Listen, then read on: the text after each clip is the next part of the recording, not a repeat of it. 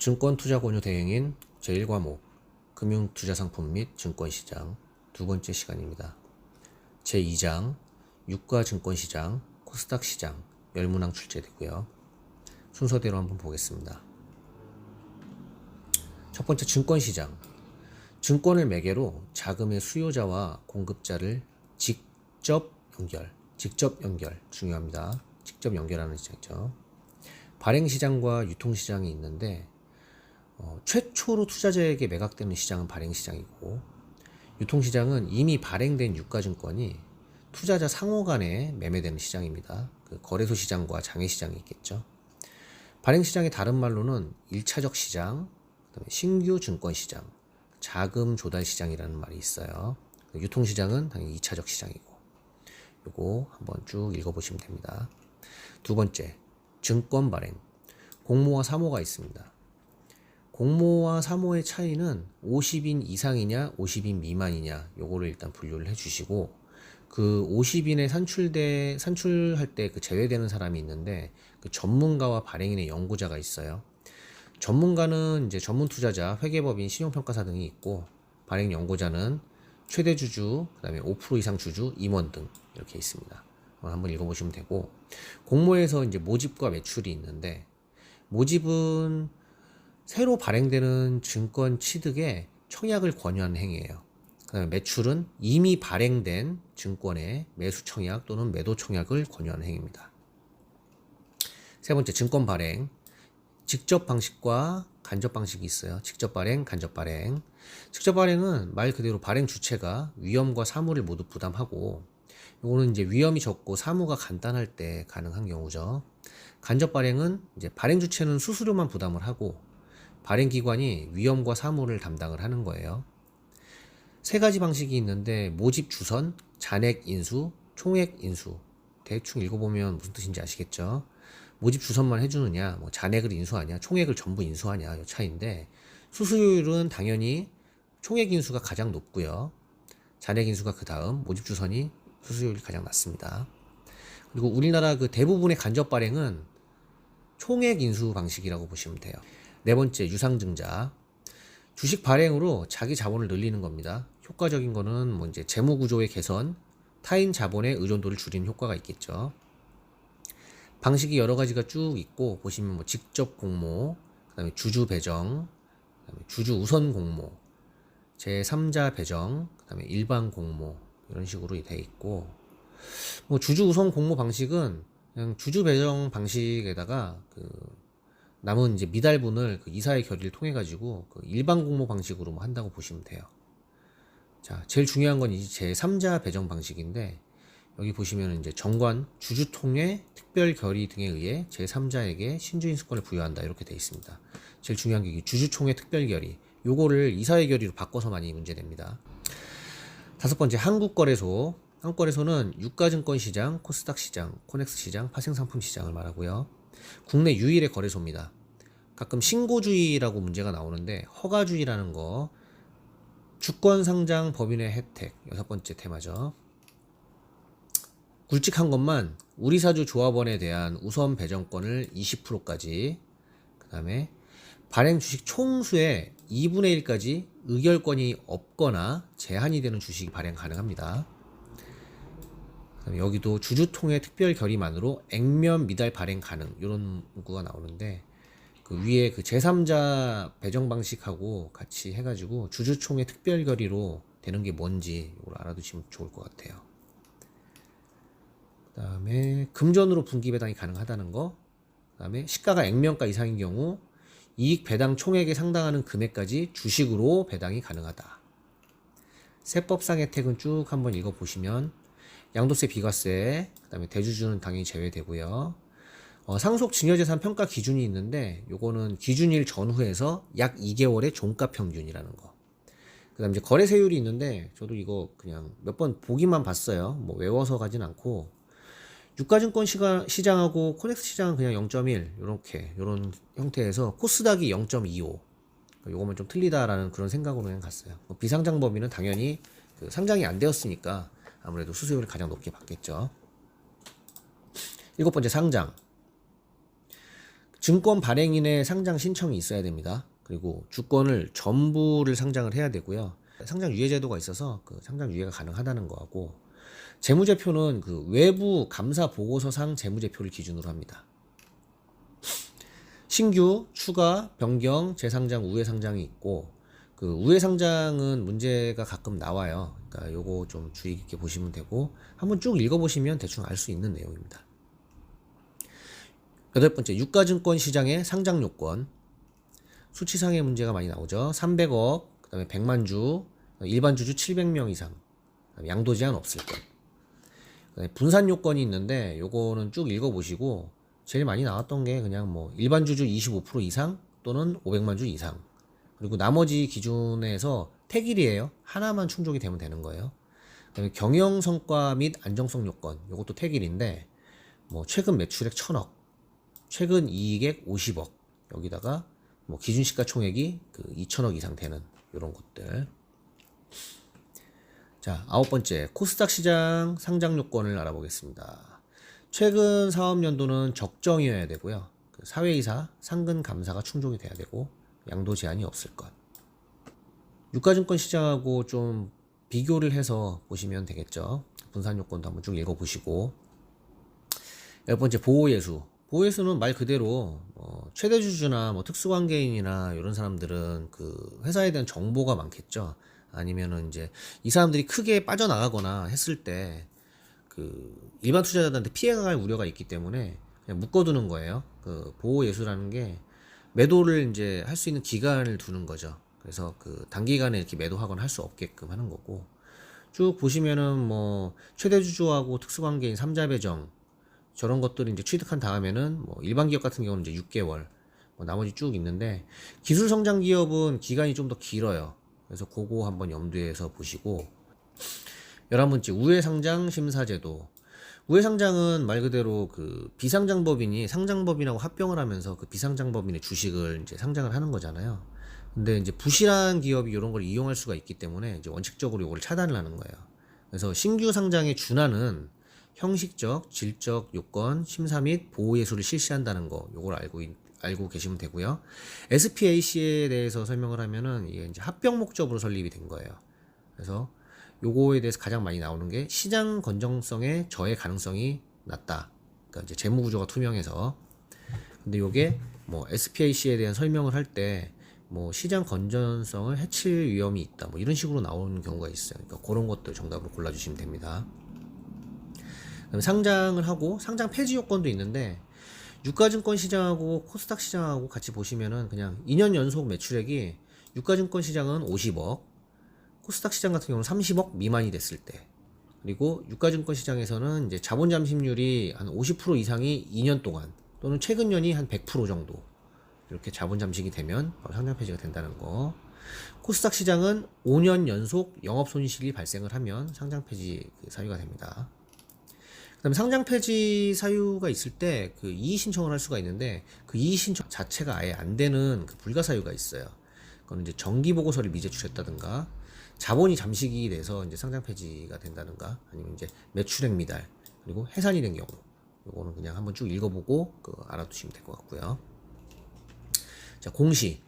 공시는 이제 그 투자 판단에 중요한 영향을 주는 그 사실이나 뭐 회사에 대한 결정이나 뭐 이런 것들을 이제 적시 공시를 해야 되는 건데, 이 당일 공시 사항에 대한 문제가 가끔 나오는데, 당일 공시 사항이라고 생각을 하니까 꼭 그 당일날, 사유가 발생한 당일날까지 그 공시를 해야 된다고 생각을 하는데, 다음날 7시 20분까지예요. 다음날 7시 20분까지.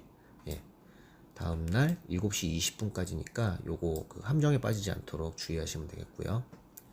공정공시는 이제 간단합니다. 뭐 특별한 사람에게, 특정인한테 내가 정보를 전달을 해야 되는데, 선별적으로. 근데 이게 그 정보의 공평성이 없잖아요. 그러니까 일반 투자자들도 알아야지 이게 이제 정보의 공평성이 확보가 되는 건데, 이거를 그래서 그 사전에 좀 공정공시라는 명목으로 그 특정인한테 제공을 하기 전에 일반 투자자한테, 아니면 모든 시장 참가자들한테도 이게 공시를 해야 되는 의무가 있습니다. 그 공정공시 대상은 보시면은 뭐 이제 사업계획 경영계획, 뭐 3년 이내, 뭐 매출액, 영업손익에 대한 이제 전망이나 예측 같은 것들, 뭐 수시공시 관련 사항인데 그 신고기간이 아직 경과 안 된 거, 뭐 이런 것들 있잖아요. 그런 것들을 이제 공정공시 대상으로 하고, 여기에서는 그 공정공시 의무가 적용 예외되는 사유에 대한 문제가 많이 나와요. 그러니까 보도 목적의 그 언론 취재에 응하여 언론사의 정보를 제공하는 경우는 이게 이제 적용 예외 사유입니다. 이게 지문으로 가장 많이 나오고, 가끔 이제 명시적인 비밀 유지 의무가 있는 사람들이 있어요. 예를 들면 변호사라든지 회계사라든지 뭐 금융기관. 최근에 저도 뭐 진행해 보니까 변리사도 그렇고요. 예. 이런 사람들한테 정보를 제공하는 경우는 또 예외가 되고. 17번째, 불성실 공시. 불성실 공시는 이제 공시 불이행, 공시 번복, 공시 변경이 있습니다. 불성실 공시 법인이 지정이 되면 거래 정지 일일이 일단 되고, 위반 제재금이 부과가 됩니다.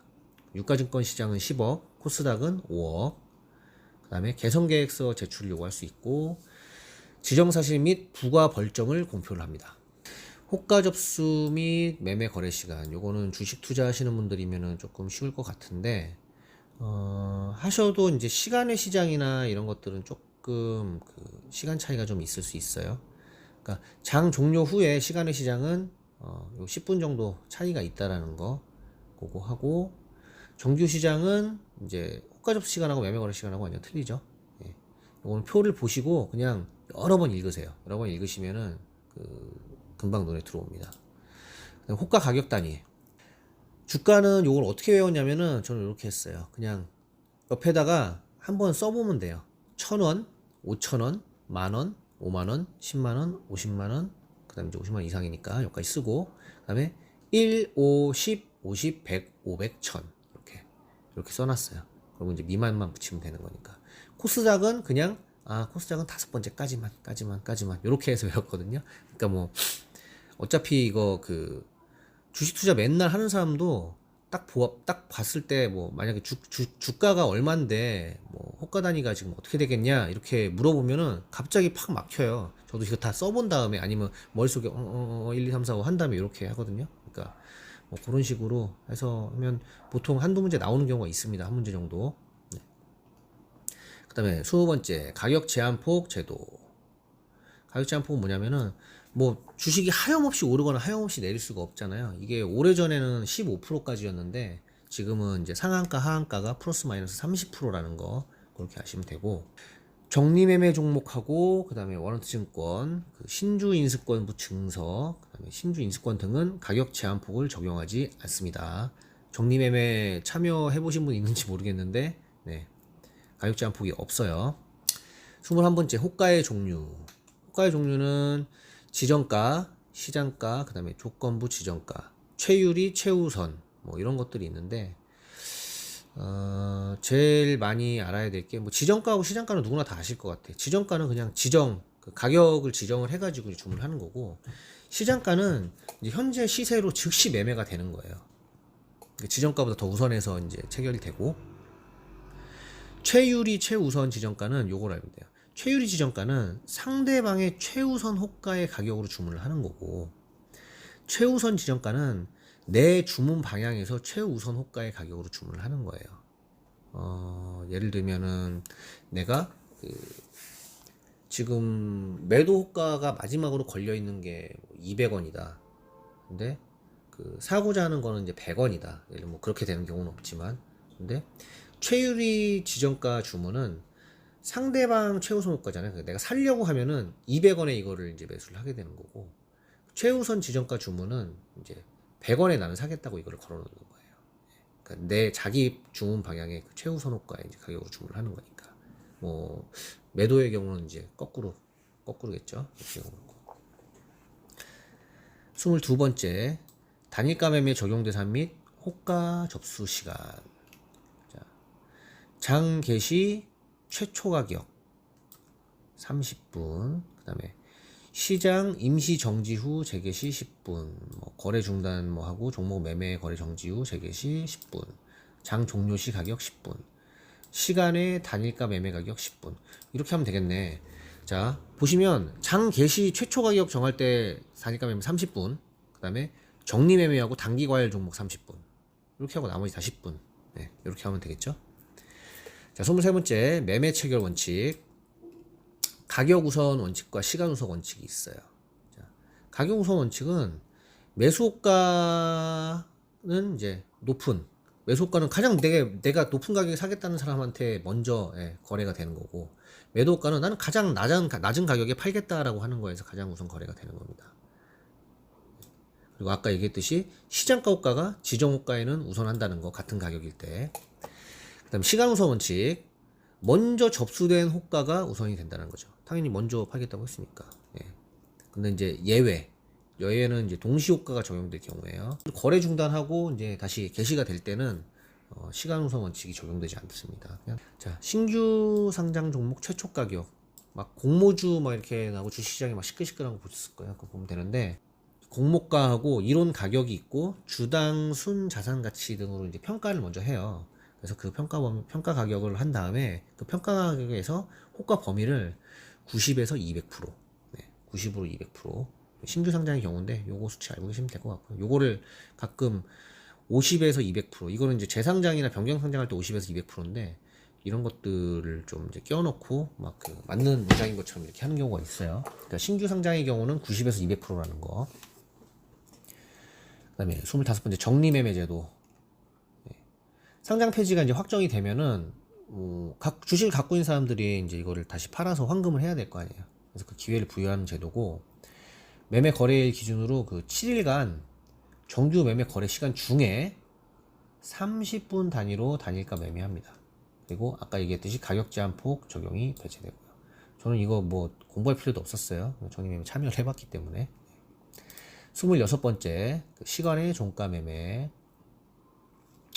정규 매매 시간 종료 후에 아니면은 이제 장 개시 전에 그 일정 시간 동안 그 종가 매매를 성립을 시키는 거예요. 시간 우선 원칙만 적용이 되고, 가격은 정해져 있죠. 왜냐하면 체결 가격은 당일 종가, 이제 장 종료 후에는 당일 종가로 그냥 거래를 하는 거고, 장 개시 전에는 전일 종가로 거래를 하는 거예요. 그래서 시간은 그냥 8시 반부터 8시 40분. 자, 그 다음에 15시 40분부터 16시. 그렇게 하면은 앞으로 10분, 뒤로 20분에서 30분, 총 30분이 된다는 거. 27번째 장중 대량 바스켓 매매. 이거는 뭐 이제 회원이 대량 및 바스켓 매매를 성립시키기 위하여 신청하는 경우에 매매를 성립시키는 제도고요. 이거는 이제 정규 장 시간 중에 이제 거래가 되고, 체결 가격은 협상 가격이라는 거. 그 다음에 이제 요거가 문제가 많이 나와요. 매매 수량 단위의 5,000배. 그 다음에 수량 곱하기 가격이 1억 원 이상. 5,000배 1억 원 이상. 5,000배 1억 원 이상. 28번째 동시 호가 시 체결 수량 배분. 주문 수량이 많은 주문부터 수량 단위를 배분한다는 거. 그 다음에 29번째 서킷 브레이커스. 주가 지수가 전일 종가 대비 각 8%, 15%, 20% 이상 하락해서 1분간 지속. 자, 1일 1회 발동을 하고요. 장 종료 40분 전에는 발동을 하지 않습니다. 장 종료 40분 전에는 발동하지 않습니다. 20분간 거래가 중단되고요. 20% 이상 하락하여 중단이 된 경우는 당일 장이 아예 종료가 돼버려요.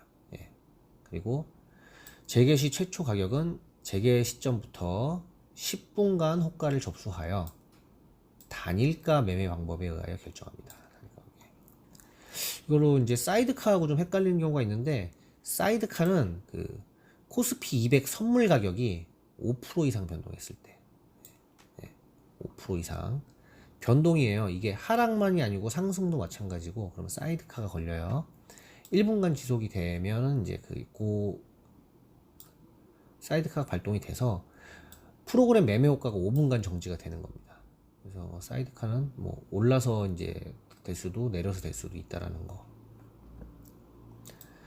공정한 주가 형성을 위한 시장 관리 제도, 공매도 관리, 자기 주식 매매 제한, 호가 정보 공개, 여기다 뭐 하나 딱 끼어 들어와서 뭐 이렇게 되겠죠. 이거는 뭐 문제를 많이 풀어보시면 좋은데, 사실 이거 문제 많이 안 풀고 공부 조금 하려고 이거 하는 거잖아요. 그냥 천천히 좀 한번 읽어보시면서 좀 익숙해지세요. 사실 좀 덧붙여서 얘기를 드리자면은, 이게 다 알면 좋죠. 다 알면 사실 실생활에도 많이 도움이 되고, 뭐 투자하는데도 이론적인 부분에서 많이 도움이 되는 그런 시험이긴 한데, 이거 평균 60점 맞으면 되고요. 과락이 이제 40점이잖아. 40% 정도. 사실 앞에 부분이 조금 어려워요. 암기도 많고. 그러면 제가 이제 생각한 방법은 이거였어요. 간단하게 좀 꼭 필요한 것들만, 주요한 것들, 그리고 많이 나왔던 것들을 위주로 공부를 해서 앞쪽에 사실 과락만 면하면, 뒤에 이제 보시면은 뒤에서 3과목에서 아주 좀 뭐라 그럴까, 상식적인 문제들도 많이 나오고요. 점수 따기가 굉장히 쉬워요. 뭐 대충 공부하고 한번 읽어본 다음에 모의고사 봐도 거기서 점수가 좀 많이 나오는 경우가 있어서, 사실 그런 방법으로 시험에 합격을 하는 게 제일 중요하잖아요. 그러니까 그런 방식으로 좀 접근하시면 좋을 것 같습니다. 예. 제가 뭐 강의하는 사람은 아니고 그냥 제가 공부하려고 만들었다가 뭐 유튜브도 하는 겸 겸사겸사 해서 이렇게 좀 이제 영상을 만들게 됐는데, 뭐 유용하게 사용하시고, 또 너무 여기에만 치중해서 뭐 이것만 믿고 막 공부 하나도 안 하시고 뭐 이것만 봤는데 왜 떨어졌냐 뭐 이런 얘기 하시면 안 되고요. 어, 좀 편하게 공부하실 수 있게 좀 준비를 해본 거니까 참고하셔서 도움 많이 되셨으면 좋겠습니다. 네, 다음 시간에 또 한번 찍어서 보여드리겠습니다. 감사합니다.